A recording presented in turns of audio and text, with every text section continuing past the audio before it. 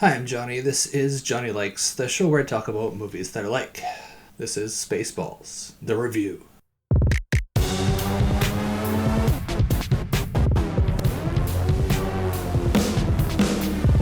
You tell him, Johnny. You tell the world. The legendary Mel Brooks directed, co-wrote, and acted in Spaceballs way back in 1987. It was a send-up of a little film called Star Wars, among other things, but mostly Star Wars. It was followed up by an animated series that most people don't know about, with good reason, in 2008. It was pretty horrible, and to me it just felt like everyone was humoring Mel Brooks, and no one had the heart to tell an old man no. Story of Spaceballs goes something like this. Princess Vespa is getting married off to the humdrum Prince Valium at the behest of her father, King Roland. Vespa is having none of it, though, and goes AWOL with her handmaiden / personal droid, Dot Matrix. After wasting all the fresh air on the planet Spaceball, the evil President Scroob enlists the big bad guy of the movie, Dark Helmet. There it is, planet Druidia. And underneath the air shield, 10,000 years of fresh air. We must get through that air shield. We will, sir. Once we kidnap the princess, we can force her father, King Roland, to give us the combination to the air shield, thereby destroying planet Druidia and saving planet Spaceball. Roland's not going to take this lying down, though, so he enlists the legendary mercenary Lone Star. You're the only ones that can save her. I'll give you anything. Did you hear me? Anything. Okay, we'll do it for $1 million. $1 million? Oh, you're starting to fade here. We're losing picture, Your Highness.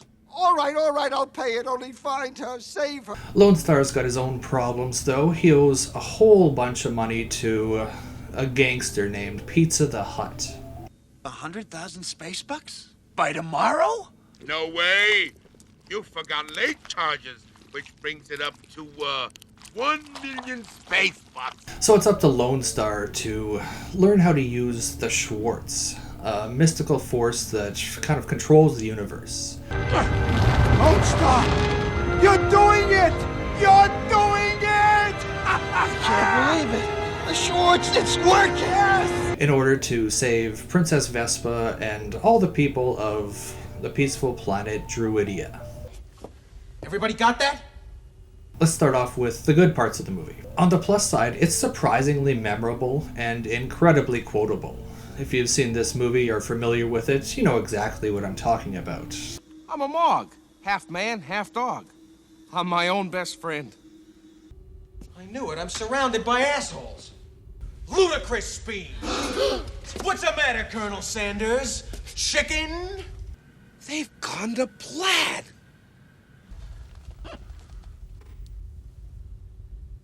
Raspberry. There's only one man who would dare give me the raspberry. I always have coffee when I watch Radar. You know that. Of course I do, sir. Everybody knows that. Of course we do, sir. So it's just fun watching Rick Moranis and John Candy. They're infinitely likable, and their presence always elevates a film, no matter how bad the film is. And these guys can't help but be charming, even if they're playing a bad guy. As for the other actors, Bill Pullman, he's pretty rough here, gotta be honest. That's unfair. It's not his best work by a long shot, but everyone starts somewhere. Daphne Zuniga, she was okay as the princess. She's not a great comedic actress, but she was fine. I didn't really think she brought much to the role, could have been pretty interchangeable, but she actually had decent enough chemistry with Pullman, so it kinda ends up working. Mel Brooks is just being Mel Brooks, which is fine, but he easily could have replaced himself with some other comedic actors, and the film wouldn't have suffered. Might have even improved it. So it really is Moranis and Candy that hold up the film performance-wise. Take them out, and the film's a dud. I found this film to be quite rewatchable. There's lots and lots of sight gags that you don't catch the first time you see it. Tons of them involve carefully placed Spaceballs merch, but there's other little things as well. Here's an example of a joke I didn't catch the first time. Let's watch this little clip. There's only one man who would dare give me the raspberry. Lone Star! Okay, now let's watch it again, but look at Colonel Sanders' face. Now that to me is way funnier than the whole gag of just the camera moving and hitting Dark Helmet. And that's something that I definitely didn't catch the first time. The opening shot of the spaceship, that's another one for me. First time you see it, you go, okay, I get it, it's big. On rewatches, I've found that this is actually one of my favorite gags in the movie, because it works on a couple levels. If you're a kid watching it, it's just a really cool shot of a spaceship, and you're going, neat. And you don't even realize it's supposed to be a joke. But if you're an adult, it's the perfect execution of the it goes on so long that it becomes funny joke. Which is a delicate thing to pull off, honestly. You really have to commit to it, and you can only do that kind of joke once. Otherwise it becomes incredibly tiresome. And I gotta say, it takes a little bit of balls to open up your comedy with a 90-second panning shot with no dialogue and like a Jaws-inspired theme playing over top the whole time. It's kind of a gamble, and in my opinion, it pays off. Speaking of the spaceship, that's another little detail. The model itself is really cool looking. For the most part, some of it looks like they just took circuit boards, sprayed them gray, and, I don't know, glued them onto something. But there's a lot of detail in this model. And I know it was Brooks' intention to make this movie have like really good production value. He wanted it to look like Star Wars or these big movies. And I think he succeeded. The production value in this film is really good. The sets and costumes and makeup is really good. Pizza the Hut is disgusting. That's a wonderful costume and effect. And his kind of sidekick there, I think his name's Vinny. That's great makeup. I always thought that was a mask. I didn't even realize it was just makeup until, like, alarmingly recently. Another thing I like about this is that it's a loving spoof. None of the jokes are mean-spirited. It's all affectionate jabs at these cultural milestone movies. Star Wars, Star Trek, The Vulcan neck bench? Aliens, and Lawrence of Arabia.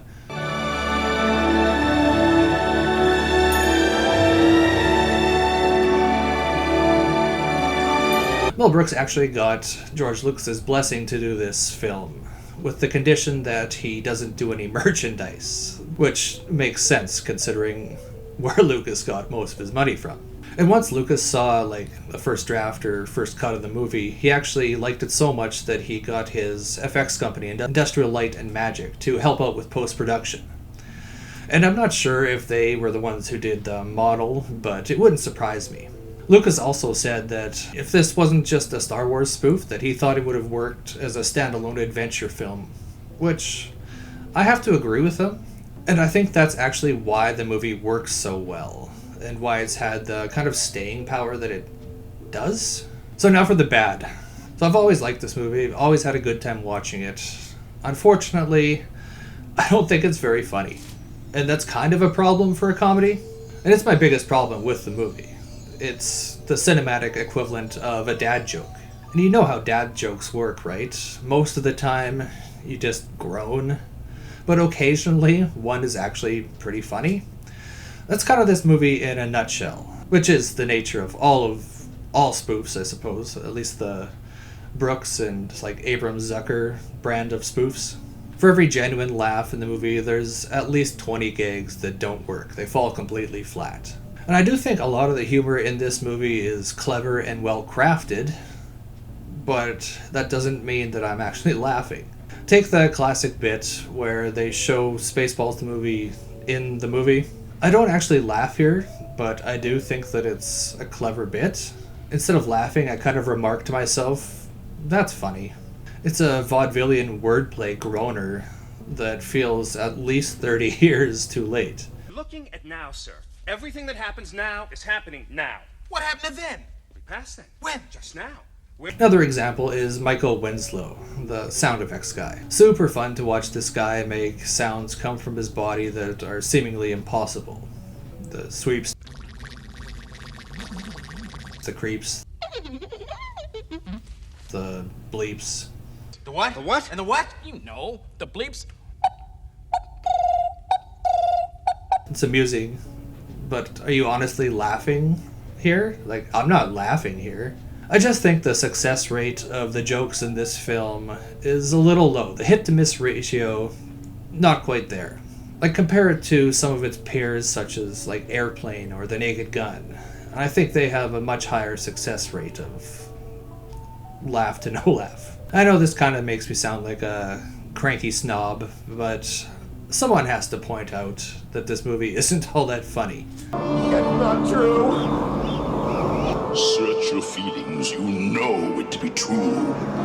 And that's kind of it for the bad in the movie. I didn't really mind anything else. It's just it's not all that funny. So how do I rate a comedy that I don't find all that funny? Well, that's the thing. Just because I'm not laughing doesn't mean that I'm not having a good time. There's lots of comedies out there that I enjoy watching, but I don't especially laugh at. Little Nicky. That's a good example. I don't think that movie's very funny, but I enjoy watching it. The thing with Spaceballs that's I kind of mentioned earlier that it's working in its favor is that if you take away all the spoof parody aspects of it, it's still a fun space opera adventure movie. And I still have fun watching it. And at the end of the day, that's what's important.